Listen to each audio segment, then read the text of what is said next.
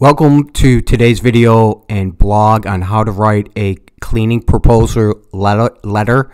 And what this is about is the introduction letter you include in your cleaning proposal. And we're going to cover two main concepts, marketing concepts, and that is going to be leveraging EAT and what the pyramid principle is and how that applies to a proposal letter.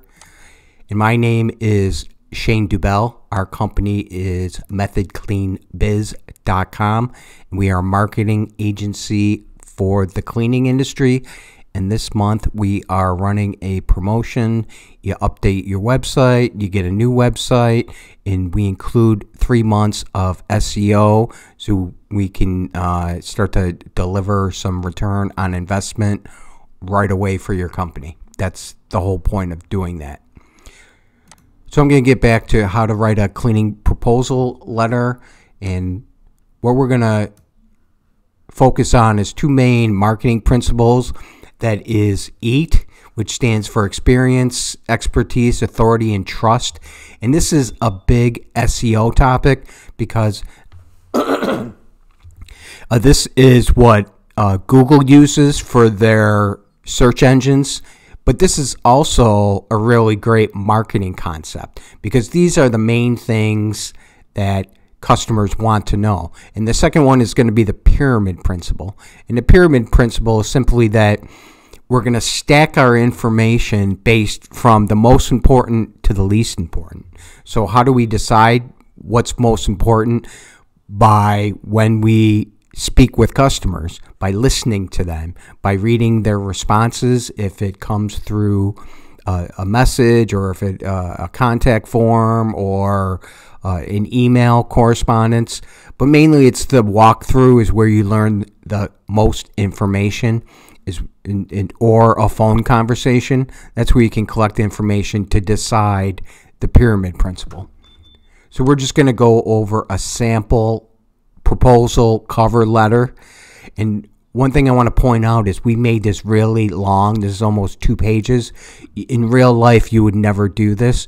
We just made it large on purpose in order for you to understand the topic. That's the whole point of it. So the first part is just the introduction.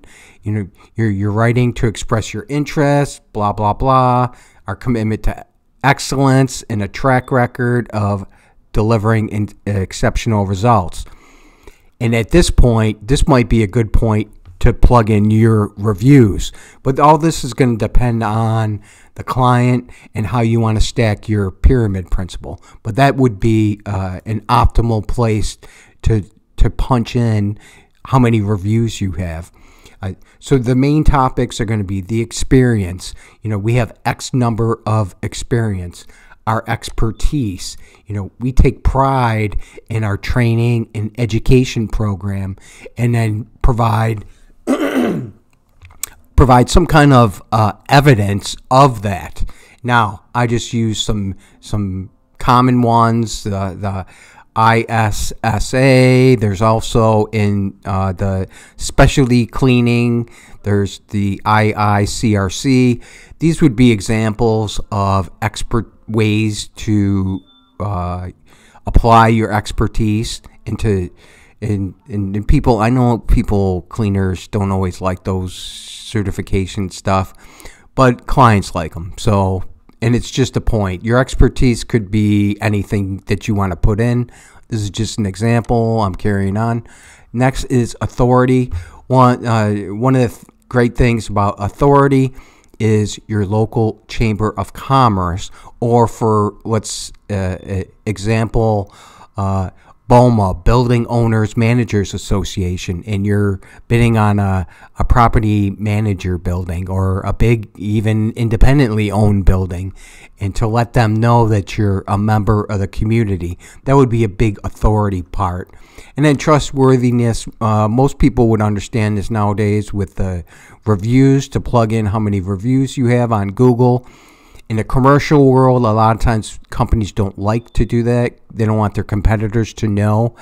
So maybe you could provide a testimonial or a quote from a well-known company, or even better would be something in harmony, like if you're bidding on a healthcare account, that you would mention a healthcare client. That would be an even better place.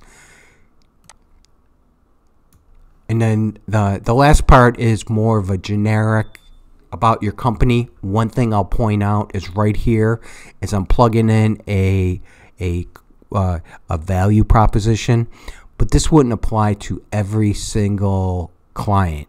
This would be for, say, construction, industrial. You would want to plug this word in, depending on who you are bidding for. That's how that would change. That's a what's called a client level value proposition, that you're coming up with a value specific to them. So, the medical field, that could also apply, or other words related to that. And the whole point of this is to take these different principles of experience, expertise, and authority, and think about, well, what is the most important thing to this client? Now, obviously, if it's a $300 job, you're not going to sit there and wring your hands over it for months. But if it is a bigger job, $5,000, $10,000 or more, which can happen with deep cleans in the house cleaning industry, move-out cleanings. Obviously, in commercial cleaning and janitorial and specialty, you can definitely get over 5, 10, even hundreds of thousands of dollars. So it is worth it in those situations, and that's why we're doing this. We want to put the effort in so we can close. That's the whole point of this, is we want to close. We want to increase our return on investment. So this is the end of today's blog. And again, my name is Shane Dubell. Our company is methodcleanbiz.com, and we are a marketing agency for cleaning services.